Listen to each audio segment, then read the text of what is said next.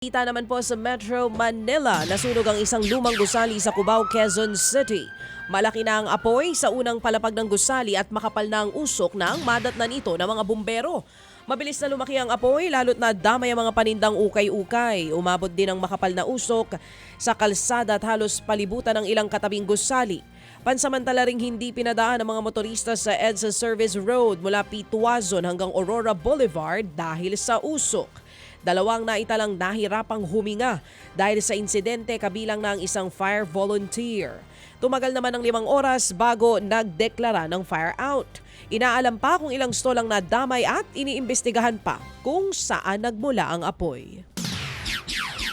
Patay naman ang isang security guard matapos magulungan po ng truck dyan sa Maynila. Nagkanda bali-bali ang iba't ibang bahagi ng katawan ng biktima dahil sa disgrasya.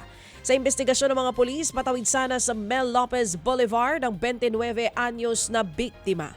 Pero hindi siya napansin ng driver ng truck. Dinala sa Manila Traffic Enforcement Unit ang driver ng truck para maimbestigahan. Pero ayon sa PNP, nagkaaregluhan ang pamilya ng biktima at kumpanya ng truck kaya hindi na ito kinasuhan pa.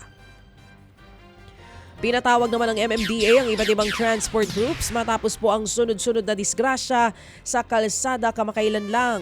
Hiningi ng MMDA ang tulong nila para maiwasan ang mga aksidente sa kalsada. Ipinunto ng MMDA na dapat tiyakin na hindi overwork ng mga driver at nasa maayos na kondisyon ng mga sasakyan. Dapat din daw na alam ng mga may-ari ng truck ang kapasidad ng kanilang mga sasakyan. Nagdudulot kasi ng aksidente ang overloading.